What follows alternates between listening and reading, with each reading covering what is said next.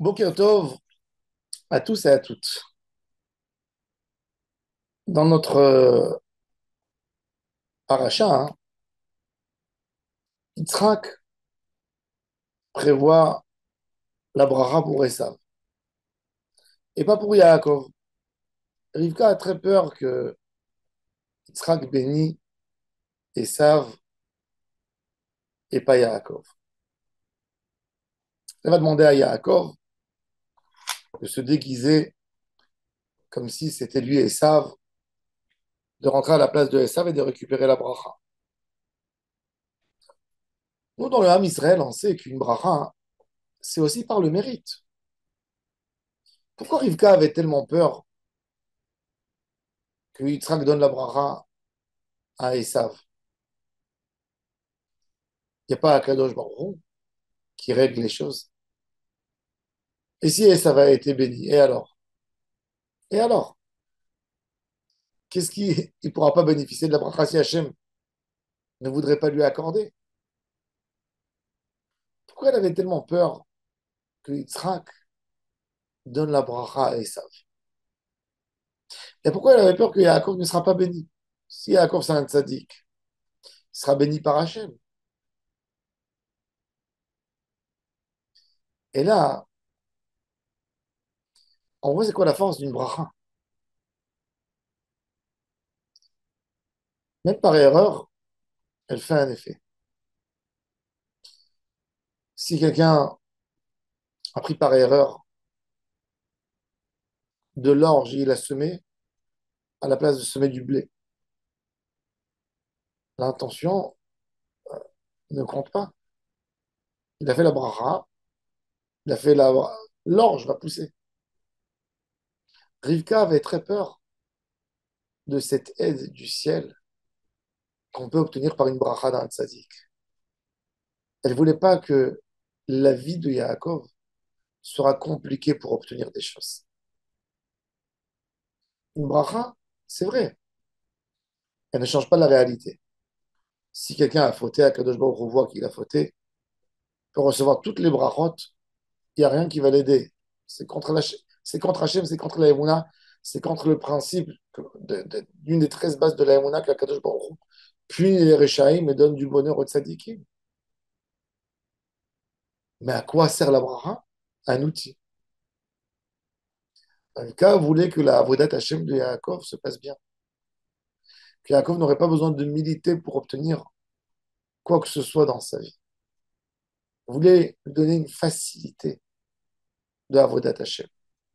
Et c'est pour ça qu'elle a tenu autant qu'il allait recevoir la bracha de Yitzhak. Si Yitzhak aurait donné la bracha à Esav, Yaakov n'aurait pas eu cette facilité de Avodat Hashem. Il aurait été Avodat Hashem, il aurait été béni, oui, par Hashem, par ses actions. Mais il n'aurait pas eu la facilité dans la Avodat Hashem. Et c'est ce que Rivka demandait pour Yaakov. Au prix d'un risque que Yaakov, que Yitzhak va voir qu'il a menti et qui donnera une malédiction pour celui qui lui a donné cette idée, pour Rivka. Et là, on comprend la valeur de la bracha. Une bracha, c'est des outils. Quand un tzaddik qui donne à quelqu'un une bracha, c'est pas que la personne va devenir riche demain.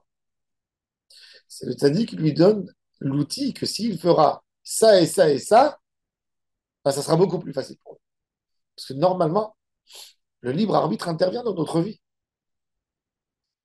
Le fait que tu es gentil, c'est pas sûr que dans ce monde tu vas bénéficier. Parce que si chacun aura un bonheur parce que il a, il a fait une mitzvah, il n'y a plus de libre arbitre demain.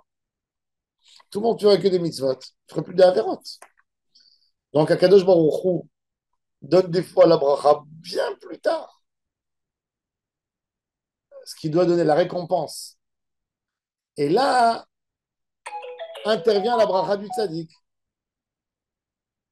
que la personne commencera à avoir sa beracha dans ce monde. Ça, c'est le lien de la bracha. que Rivka cherchait tellement pour son fils Yaakov. Elle ne voulait pas qu'il reçoive la bracha que dans le Olam Haba. Elle voulait que Yitzhak lui donne un Kéli pour recevoir et pour bénéficier de la bracha même en étant dans ce Olam.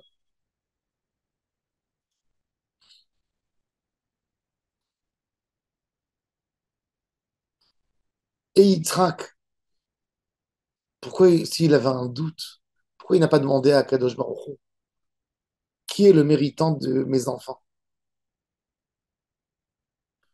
C'est Yitzhak, vous voyez les mitzvot de Ben Adam Lachavero. Son papa a fait de lui un symbole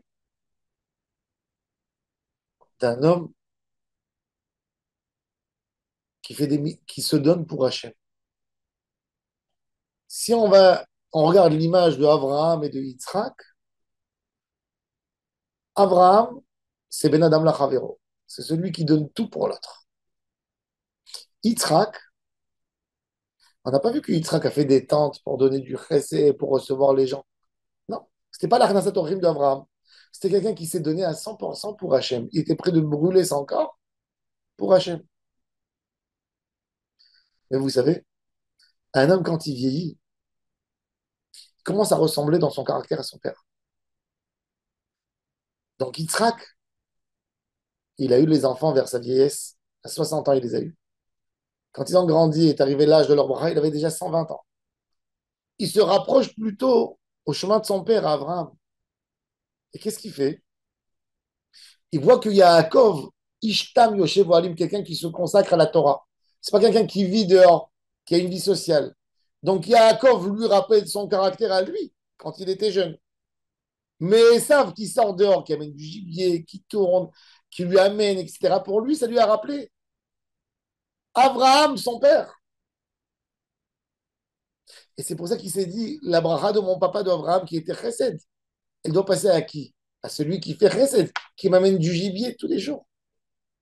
C'est pour ça qu'il a eu cette erreur et qu'il était prêt de donner la bracha à son fils Esav.